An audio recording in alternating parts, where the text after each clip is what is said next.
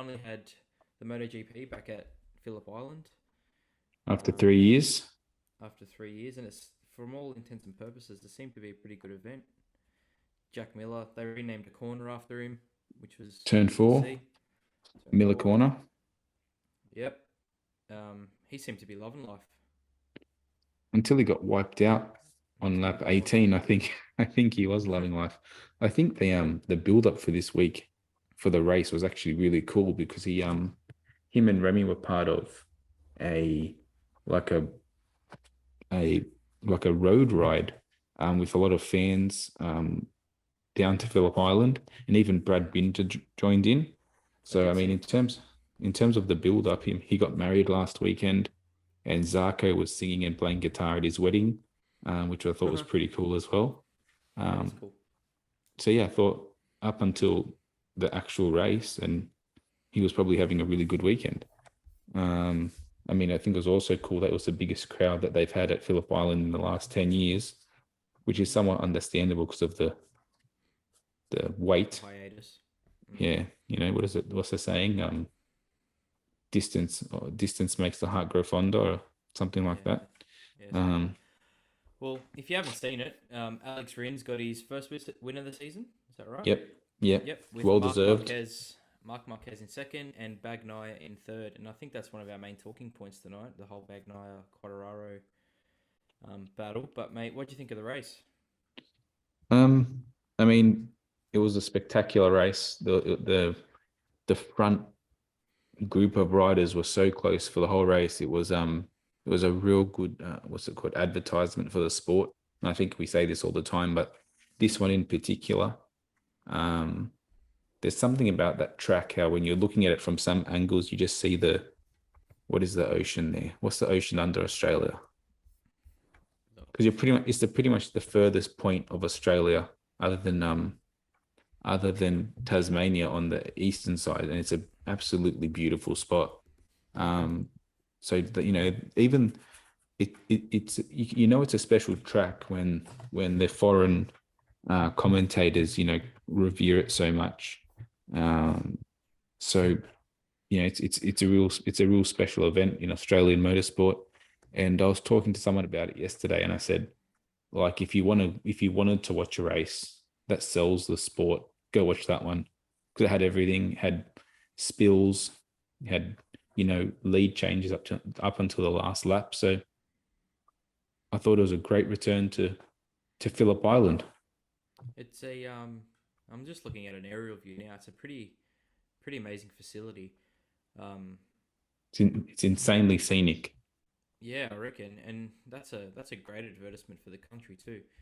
Um, Yeah, but I guess the local boys, Jack was doing okay. Didn't qualify too well, but qualified was seventh, was running yeah. fourth at one stage, but like that whole top seven bikes were really close for pretty much the whole race. Mm. Um, I think he dropped back to fifth or sixth, and then unfortunately he just got wiped out by Alex Marquez, who just totally misjudged his braking point. And I think in trying to avoid Bezecchi, ended up going around him and cleaning Jack out completely. Um, so unfortunate result, and I would say unfortunately for Marquez, it does look a bit amateur, but these things happen, especially coming down that somewhat of a incline. Uh, I don't think there's any love lost between the boys. I think they both understand it's just an unfortunate incident. I think the bigger talking point would have been Quadraro totally destroying, I think, his championship hunt after this race. Um, and yeah, I know that sounds a bit hyperbolic. Is sort of one sort of his first race of the season not being in the lead, but I think this is like the moment where any momentum that he could have salvaged has been totally lost. I mean, he hasn't had any momentum since coming off. I think it was in Le Mans just before the winter break, but and he's been clinging on by a fingernail. But yeah, I think now with 2 races to go, and Bagnaia especially in this race raced really smart towards the end of the race. Didn't put himself in any unnecessary risks, and Rins and Marquez had nothing to lose in the fight, so they were going pretty hard. So I think Bagnaia, just being smart, bringing home, what is it, 14 points, 16 points now, as a 14-point championship lead with 2 rounds to go. The ball is firmly in his court, and the momentum as well. Yeah, I think I'm just looking at the results, and Quattararo hasn't finished inside the top 5 since Misano. So since then, we've had Aragon, Japan, Thailand, and now Phillip Island. So that's what, 4 or 5 And 2 of them were races where, crashes, I think. Yeah, I think he's crashed in 2 of them. yeah. So How many of he's them are no-point scorers? I'll let you know. So, yep. Thailand was no points. He finished 8th in Japan. Aragon DNF. So yeah, he's had a pretty rough go of 3 races the of no points. last 3 or 4 races. Yeah, so Yeah, it's not really championship form, is it? it's nowhere near championship form. I Is think it more bike than related or? I would like to say it's bike related, but I think it could be bike related and also mental state related. I mean, last year he made a big deal about how he had gone and seen a psychologist about his mental state from the year before, when sort of the same thing happened, was leading comfortably halfway through the season before the sort of training wheels fell off that season. And I think realistically, we've seen something very similar this year. And I remember when the last race before the break, when he had the incident with Aleix Espargaro, we were saying, in a race that you could have gone into the winter break with all this momentum, even though you had a ton of points still that Bagnaia had to close, to sort of go on that break with that doubt in your head. He has never looked the same since he came back from that break. And yesterday he made 2 mistakes. One of them totally outbraked himself at the same corner where Marquez wiped out Miller. And but also before that, he was getting overtaken left and right. And then to sort of end the race so negatively, just in such a, to come out after, having a bad start, a bad off, and then to sort of bin it again while showing no pace. I think there's realistically no confidence left in that bike. And I think we know that bike is dated. We've been saying that all year as well. And we're saying, like, if he can win a back-to-back championship on this bike, it'd be amazing. But I don't think that's anywhere close to happening after this last event. And I really think that now it's going to be Bagnaia's to lose. And if I had to put money down in terms of confidence and momentum, there's only one man with any momentum at the moment. Aleix is sort of there and thereabouts, but the ball is firmly in Bagnaia's court. Yeah, and even just looking at the results, Rins obviously is Suzuki, so it was a good win for Suzuki. He was well ahead of his team, the next Suzuki bike, which was 18th, I think. Yeah. Marquez obviously on a Honda, but then from Bagnaia all the way through to Espargaro, it's Ducati, like insane. Yeah. And we saw at the end of the moment, aren't they? We saw at the end of the race the two VR46 bikes behind Bagnaia, and I think they both had pace enough to pass him. But there's definitely team orders in play now with Ducati. It's like, if you can't win the race, and I think they've said it as much, if you don't have a clear shot at the win, you are or it's very frowned upon to overtake Bagnaia, which makes total sense. I think even Jack said as much. He said, I'll let him pretty much I'll let him finish ahead of me as long as there's no chance for the win in this race as well. And that's the this is sort of the bed that they've made for themselves. They've sold the most bikes, and they've made it the cheapest and the most accessible for teams.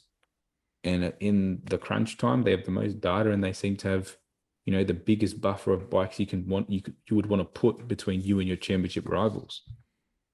And I think 100%. when it comes down to it, we've seen them win the constructors championship, the teams championship this year. If they can put the riders championship, which is the one that everyone wants, into that into that trophy cabinet as well. Number one, it's the first one since Stoner in 2007 or 2008,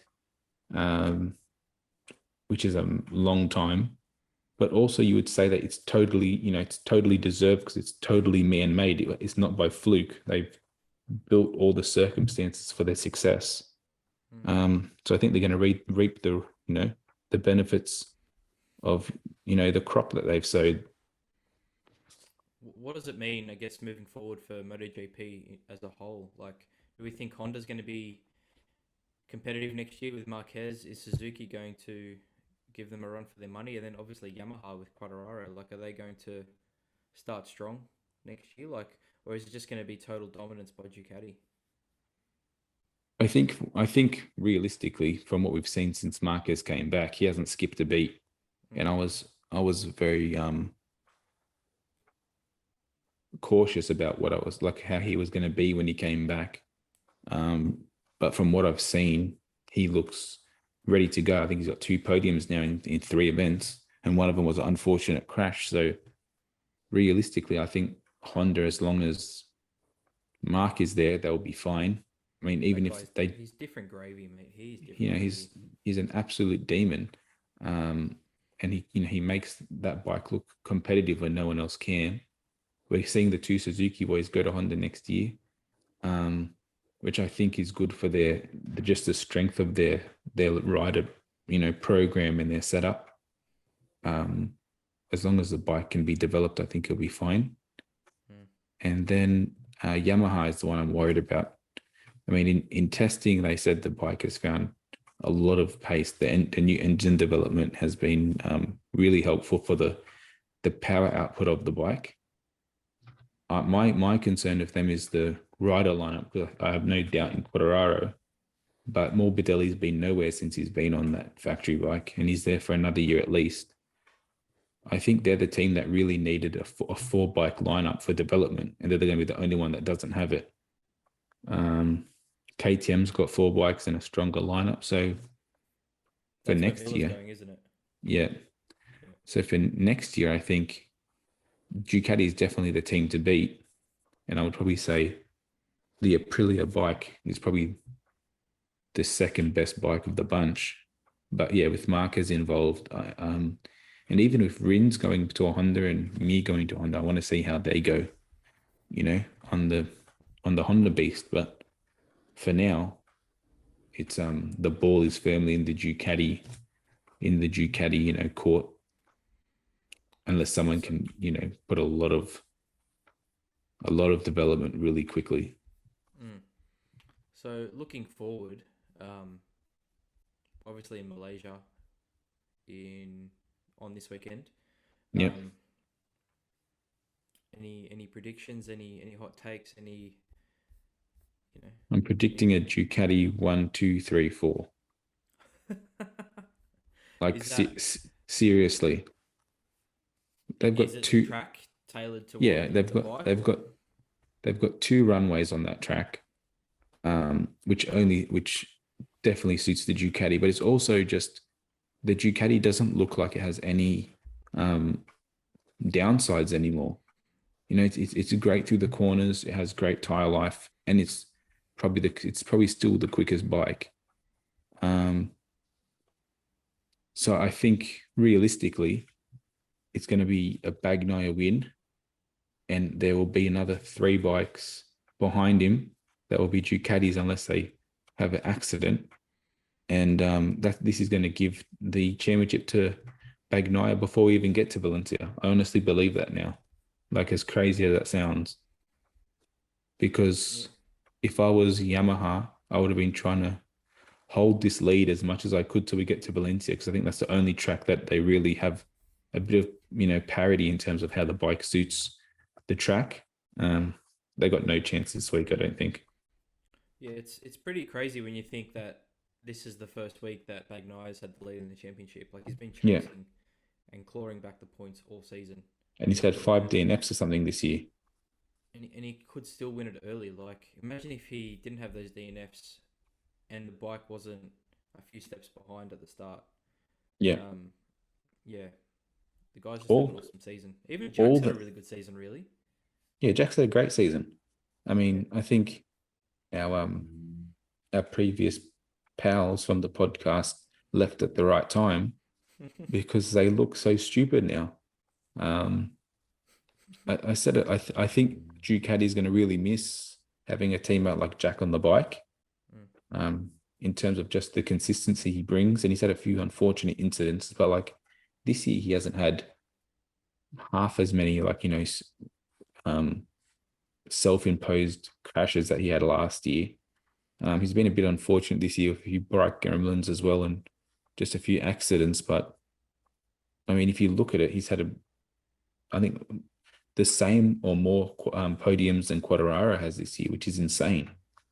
Um, so yeah, for I think the Ducati team, they started off slow and were wondering, did they make the right decision updating that bike? But I mean, they're the only ones laughing now because that bike is seriously quick and doesn't look like anyone's going to get anywhere close to it probably till the middle of next year, I would say, in terms of the amount of development they are ahead, unless there's a big rule change, which won't be happening until at least the year after. So who do you see, I guess, moving forward as their biggest competition? Aprilia. Okay. I think, Is Espargaro staying with them or is he moving? yeah, Espargaro is staying with them. I think we've seen good steps out of Maverick as well this year. Mm-hmm. But it's my dark horse is going to be Miguel Oliveira on the Aprilia next year because I think, I have wraps on him, and I think that bike is definitely a step up from the KTM at the moment. So if he can, find some, a bit of a gelling with the bike quickly, which has been hard for a lot of riders, I will admit, like recently to find, to gel with a new bike after being on a different one for so long.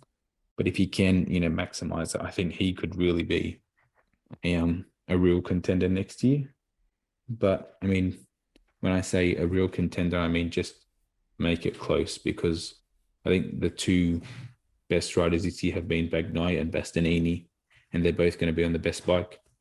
Mm. It's going to be, I think, a race between the two Bologna bullets. And you don't want to see a Formula One type outcome No, where the one bike is and two drivers are so much quicker than everyone else. I don't think it'll be that blatant. I mean, even this year, like it hasn't been that blatant. Mm.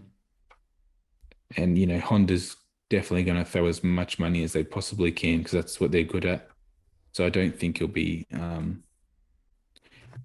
like what we've seen this year with Ducati. If another manufacturer could easily have the same sort of development over the year, and Honda's bringing in the Suzuki boss as well into their stable to help them. And they've developed a really good bike over the last 3 years. So I don't think it's going to be like a walk away. I just don't think that any team will have the consistency to match the boys on the Ducatis unless they're going to get in their own way, which could be a massive possibility as well because we've seen that this year. Hopefully, Two hopefully Marquez can battle as well and stay injury free because that'll be. I think he'll I take it no think matter what, like I all the way to the think end. if he stays injury free, he'll take it to the end. But that is, that's the big question at the moment. Can he stay injury free? No one's denying the pace he has when he's on the bike. I mean, it's insane how quickly he comes back and looks so competitive. But everyone's been saying the next crash might be his last, and I think that's never been more apparent than now. Mm. If it's a bad one, so fingers crossed he stays on and picks his poison carefully. But I think realistically, when we look back at this season, it's going to be a really interesting one in terms of what could have been for Yamaha. Um, or probably also what could have been for Ducati because of the way they started. But What, what, what happened? Was it just simple fact that they stopped developing, or everyone else caught up? Like, who Yamaha?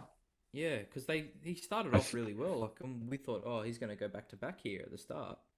Well, I did anyway, and I I don't know think much about MotoGP, but I think Yamaha put too much press in in Fabio, like the way Honda did with Marquez. And I don't think Fabio's ever come across as the Marquez type in terms of, taking it above and beyond, sort of um, ragdolling the bike to death. Fabio's been super consistent, and that was what got him at last year. He never came off. Um, and obviously, last year that Ducati was still the best bike, but the updated version we have seen it this year, um, towards the second half of the year, leave the last year model behind. But we haven't seen Bastianini half as much in the second half of the season that he did at the start, and that I don't think is a mistake. Um, so I think Yamaha probably, well, they might have just been, not willing to invest in updates mid-season because they know that their big update is coming next year. Um, but I think it's a massive, massive miss for Yamaha in terms of if that was what they did. Uh, I think they've really ruined a chance of getting back-to-back championships because next year is no guarantee that their update is going to, um, bring them that much closer to the mm, the boys at the front. If that package was working, um, maximize it before you bin it. yeah, it's a You big, know who I do want to talk about though? yeah, I want to give a quick props to Suzuki because we've known they were leaving for the well, most of the year, and as a team they haven't given up the fight. Rins, I've said, has been looking a lot better this year in terms of staying on the bike and just finishing with whatever points he can get. And I think yesterday was a race that really showed what, when he's on song, like how good he can be. And he looked like a world beater yesterday. He looked so comfortable at the front. He looked so comfortable, pushing that bike hard. And that's why I'm scared of Honda next year, because if they're getting someone as rawly talented as him and someone as consistent as me in the same stable, that's a massive upside if they can both bring their best. But yeah, Suzuki, to win a race within the last three races of your farewell, I suppose, is it's got to be commended because they haven't thrown in the towel. mm, Um, and Suzuki is probably one of the most followed uh, bike companies in the world. So to give them a bit, the fans a bit of a swan song, I think is awesome. are they I know my like brother Honda Michael was Formula One? absolutely peaking. Yeah, I Um, saw a couple of things on. Are they going to come back? Like, are they like that where they jump back and forth between the sport, or do you think this is it? I think it's it for the foreseeable future. I don't think they know what they're doing at the moment. So until they as a company know what they're doing, I don't think they'll be back, unfortunately. I mean, their Is it future in building motorbikes is up in the air at the moment. what are they going to keep building Jimneys or Cars, something? cars, yeah, Jimneys and little Swifts and stuff like that. All right, fair enough. Yeah, and dirt bikes apparently. Yeah.